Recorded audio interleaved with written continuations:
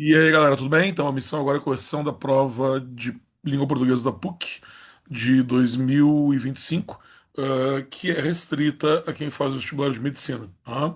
Os demais caras entram por uma redação. São 10 questões. Nessa prova, como tradicionalmente acontece, eu tenho três textos. Eu vou ter entre três e quatro textos. Nesse caso, eu tenho três textos e uma charge, uma história em quadrinhos no final. A distribuição de conteúdos dessa prova ela está dentro de uma matriz bem comum das privadas aqui do Rio Grande do Sul, e também da prova da URGS.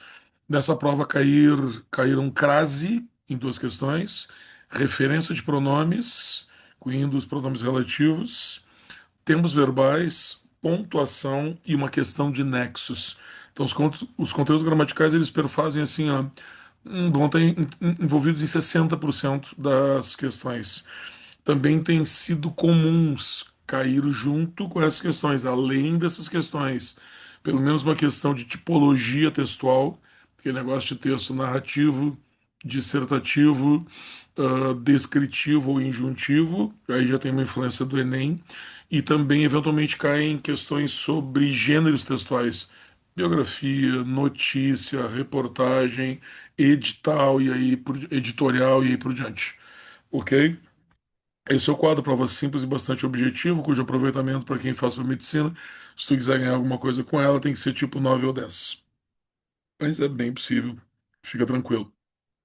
Então vamos imediatamente aqui fazer o share. Ah, tem uma coisa que eu quero lembrar antes do share, porque nessa prova não apareceu. Então não consigo te mostrar aqui, mas se vocês também viram a correção de 2024, tem nessa prova. É bastante comum que a última questão, a questão 30, prova de português tradicionalmente é das questões 21 até a questão 30. Ela envolve uma comparação entre características predominantemente de conteúdo, de abordagem dos textos anteriores, ok? Então, eu sugiro muito que tu comece, se ela estiver presente, porque nessa prova de 2025 não está, mas essa prova é a exceção. Eu sugiro que tu comece com ela daí, porque na realidade, então vai ali, pega a prova, tu vai ver a redação, né? Sempre, a gente sempre dá uma olhadinha na redação antes para tu ver o que que o destino nos guardou, correto? Então, dá uma olhada já na questão 30 e se for o caso, mete. Já faz uma vez, lê os três textos, faz a questão 30. Não é perda de tempo, é um investimento. Talvez tu não queira lê-los novamente ao chegar na 30 e tu vai ter um prejuízo quanto a isso. Normalmente é uma questão fácil, que a pessoa só erra vencido pelo cansaço, ok? Detalhe importante, é muito normal que a prova da PUC também tenha um aspecto temático. Então, os textos são todos sobre viagens, os textos são todos sobre arquitetura e urbanismo, são todos sobre arte, como é o caso dessa questão que depois vai impactar nos temas de geração. Se porventura tu gostaria de ler os textos primeiro antes de fazer o tema de redação para ter ideias, essa é uma prova que cabe fazer isso, correto? Não que talvez ajude muito, talvez interfira para uns ou não para outros, mas o fato é que os textos da prova estão relacionados com o tema de redação, coisa que não é comum sempre. Na prova da URGS, por exemplo, não acontece. Vamos para o char. Vamos lá ver o que que acontece nessa prova de 2025.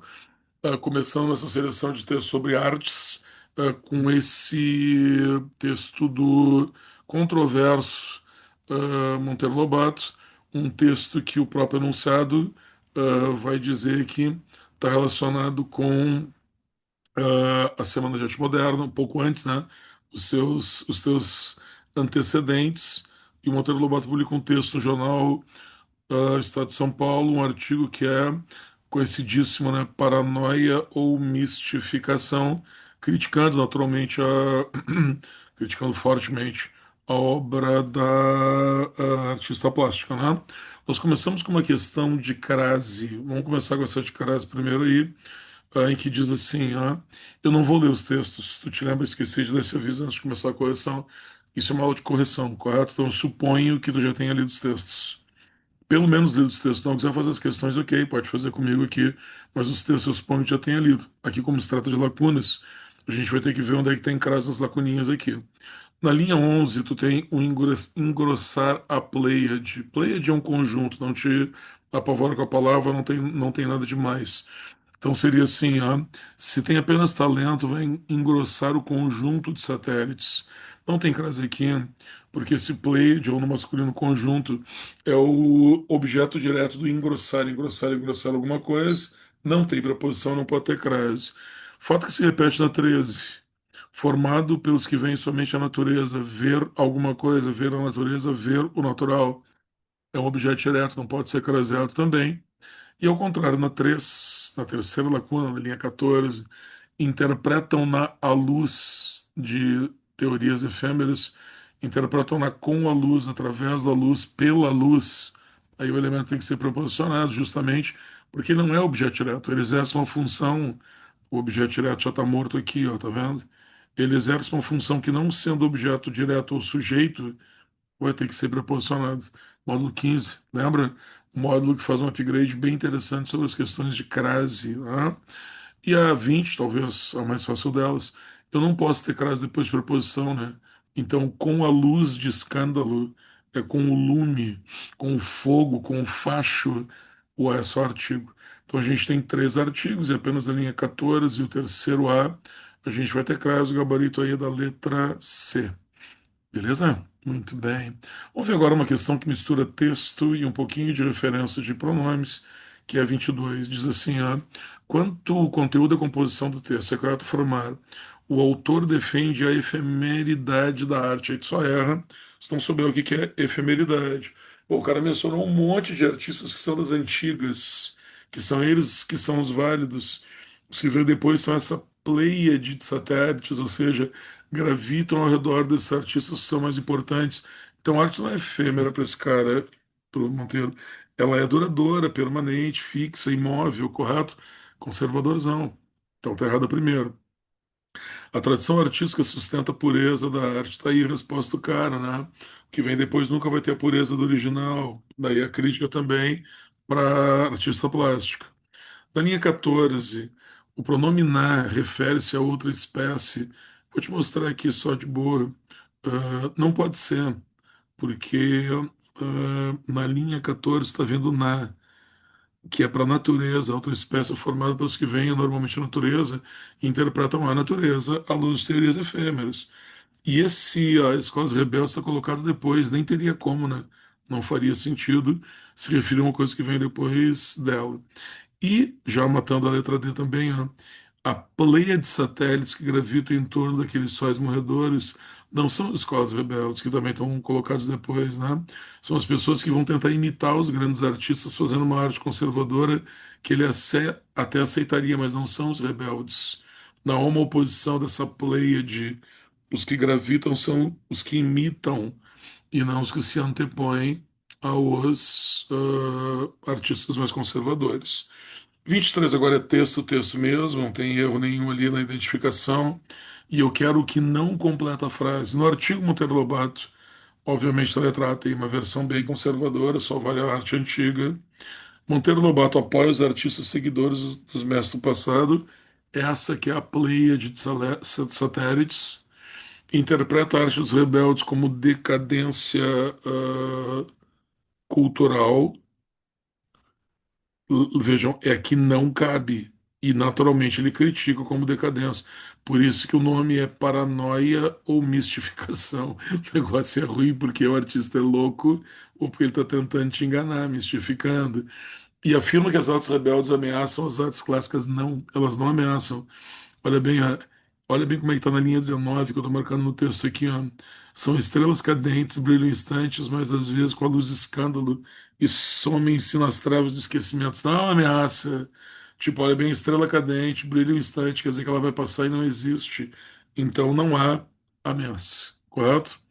Texto 2, que é o texto mais complexo, vai falar da arte, vai ter várias partes aqui do texto, essa inicial. eh, não, esse aqui não é o mais difícil, perdão. Esse é o texto sobre os poemas que o Drummond fez a partir de 27 pintores e escultores do Renascimento até Cândido Portinari. Tá? Essa frase, inclusive, é importante. Ó. Visível e Drummond é abordagem via palavras do não dito nas artes visuais que acaba poeticamente interpretado, revelado e, lógico, criado. Essa questão já vai aparecer aqui, ó, na 24, tá? Considerando os poemas e as obras visuais retratados no texto 2, tem que ler o texto, né? Considero que tu já leu o texto longo. O difícil é se está aparecendo no direito aqui o 3, mas o 2 tem complicações. Os poemas são criados a partir das obras visuais. É claro que não são todos os poemas. Essa é a resposta, a letra A é a resposta. Porque nesse texto, o Drummond foi lá numa exposição e criou poemas a partir desses quadros. Então, eu posso dizer isso, que os poemas foram criados a partir das obras. As obras visuais potencializam-se com os poemas, não, elas se explicitam, elas ficam mais claras, ou até os poemas se potencializam. Mas o poema não age sobre a obra visual, vocês entendem? É o contrário, o poema que é contaminado por ela. As obras visuais devem ser analisadas cientificamente. Ele está de brincadeira, né? O cara não disse isso em momento nenhum. E os poemas não reduzem a potencialidade de sentido das obras visuais. Eles talvez, na realidade, os poemas que aumentam a sua potencialidade pela ligação com o quadro. Mas o quadro não recebe essa interferência. Aí nós temos, então, 24A, questão de interpretação, e 25, uma questão de nexos, cara, muito primária, em que o cara pede o sentido do por isso. O que que é por isso? É uma conjunção conclusiva. Portanto, logo, por isso, por conseguinte, ok?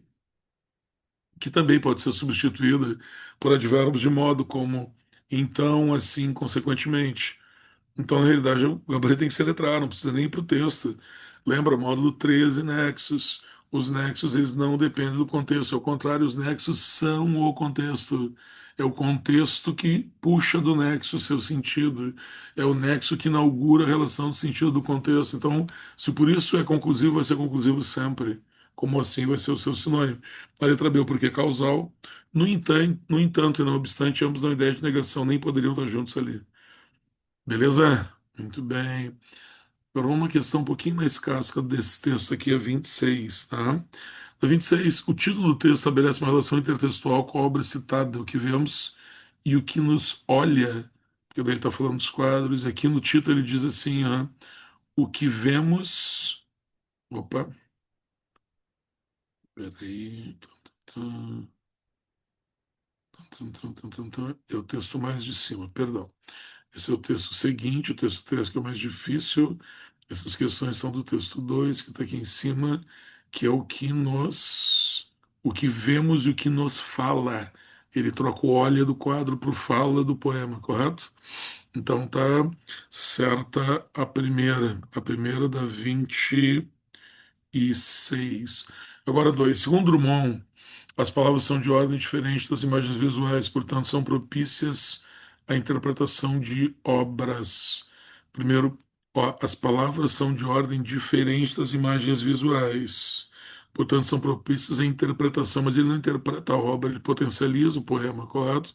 O problema é que é a interpretação, ok? E o segundo Drummond. O texto como um todo sustenta a ideia de que as palavras dão voz a sentidos implícitos e não explícitos das imagens visuais. E por fim, os autores citados servem como embasamento para a exposição da Pinacoteca, que é onde o Drummond foi, através dos poemas, retratar os autores. Aí é mais evidente, é mais factual, né? Então ficamos a 26 com letra A, 1 e 4. Agora aqui a gente tem o texto que eu estava dizendo antes, que é o mais complicado. O cara vai falar da arte, vai falar do poder da arte, vai perguntar de onde vem essa força, vai responder aqui, vai falar como é que se cria a arte, né? E depois a influência que essa arte vai ter sobre nós. E isso tudo já vai estar na questão 27, porque a pergunta é justamente essa, né? A única pergunta que não encontra resposta no texto, que pode ser considerado manifestação artística, é o que ele explica o texto inteiro. O texto é sobre isso, né? É o que tem a força, a criatividade. Quais são os efeitos? Ele fala no primeiro parágrafo, o poder da arte. Como se dá o processo da criação é mais difícil. Eu vou localizar aqui para ti. Ó. Ele começa a falar daqui, ó. Só um pouquinho mais para cima. Tá? Isso aqui, ó. A partir daqui que a gente vai usar a questão de verbos, tá? Já vou aproveitar aqui, tá? Ó, a matéria estava inerte, a página jazia, o cenário se estendia, o mundo fugia. Do caos, do desconforto, da angústia, da ansiedade, é assim que a pintura e a escultura dão corpo à multidão de átomos e moléculas. O teatro faz isso, o cinema faz isso e por diante. A partir da reordenação dessas coisas que estavam inertes e a arte vai lá e interpreta. Então tá perfeitamente dentro da letra C. E eu queria salientar esse parágrafo que ele é descritivo, ele não está contando uma história. Ele está descrevendo a matéria, está descrevendo o cenário, está descrevendo o mundo, que vai responder para nós a questão já 28. A 27 a gente vai ficar com D. A que está errada. Aqui o texto não responde. O que que a ciência tem a ver com isso? Ok?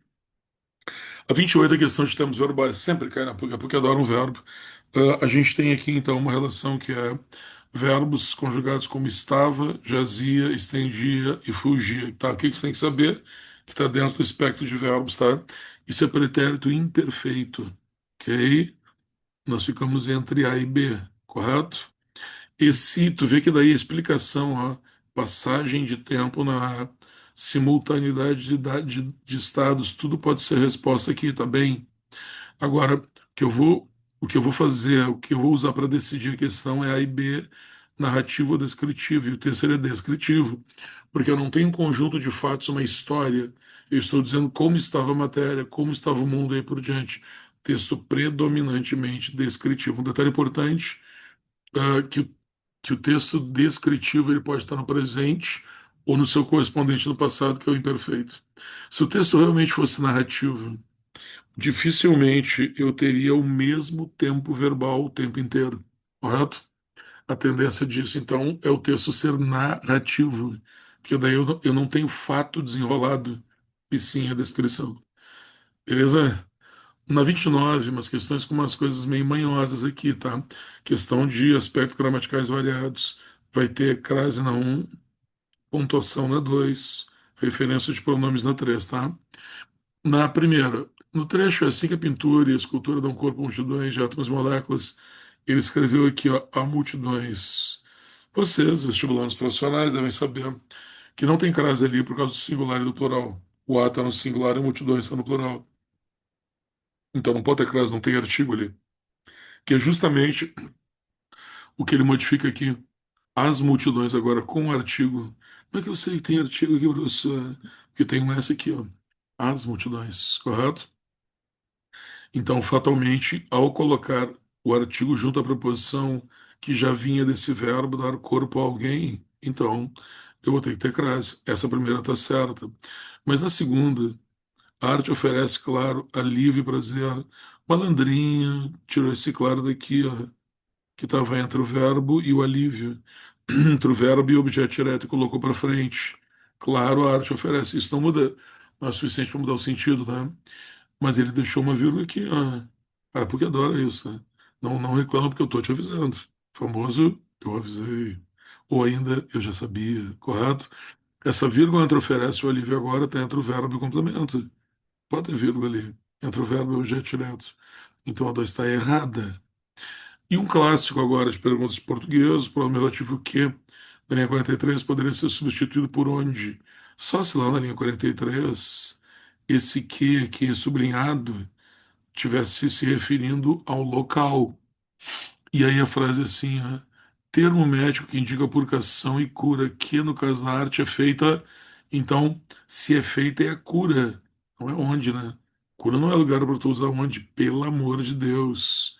Então aqui nós ficamos apenas com o correto, o gabarito é a letra A. Flush? Muito bem. Chegamos aí à questão 30, texto 4, questão de quadrinhos. Aqui eu vou ler, porque tem umas. Sempre tem alguém que vacila nos quadrinhos. Eu acho esse quadrinho fácil, mas não quero te perturbar por causa disso. É a transmutação do objeto cotidiano em arte. Talvez seja pela força do simbólico, nos princípios da lógica contemporânea, diz o Jaguar ali, observando o extintor. Daí vem o cara da manutenção e diz: Ô, chefia, esse andar está em obras, a frescura é lá no terceiro. Frescura, que graceira. Aí o cara chega no terceiro e olha o mesmo extintor. Como pude ser tão idiota? Aí vem o guarda desse setor, que então é o terceiro, é o setor de frescura ou obras de arte. É proibido tocar nas peças, senhor, correto? Porque daí, o que significa proibir tocar nas peças? Não é o extintor. Senão ele não diria peças. Ali o extintor realmente está em exposição, ao contrário do que ele se enganou no andar anterior.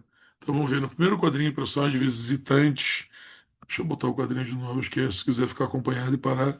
Demonstra ironia do objeto. Não, ele se enganou. Ele estava falando sério, por isso que ele disse que foi idiota no terceiro. Não tem ironia nenhuma, é falsíssima. No segundo quadrinho, a palavra frescura indica uma avaliação pejorativa, claro, né? Ô, galera, frescura também é um pouco homofóbico, né? Porque vem de fresco, que é como se chamava gay na década de 70, pejorativamente. Então não use de preferência. Eu uso, né? Mas não uso. O último quadrinho, extintor de incêndio e equipamento de segurança. Não, tá errado também. No último quadrinho, ele é, na real. Deixa eu só botar aqui. Ele é, na real, um objeto em exposição. Por isso que o guarda, tu vê que o mudou de guarda, né? Ou de pessoa, aqui é o cara da manutenção, e aqui é um guarda do museu, ou galeria. A tira sugere que objetos cotidianos podem ser obras de arte, claro, porque ele se enganou na primeira e o extintor estava em exposição mesmo na segunda. Beleza? Muito bem, galera. Espero que vocês tenham conseguido acompanhar bem. Essa prova da PUC ela é bem constante, mas as questões de interpretação podem prejudicar, até porque o nível de aproveitamento é alto. E qualquer coisa, na dúvida, no desespero, na angústia, ah, como é que a gente diz casamento? Na alegria, na tristeza, na vida ou na morte, me chama. Aí, valeu. Um abraço.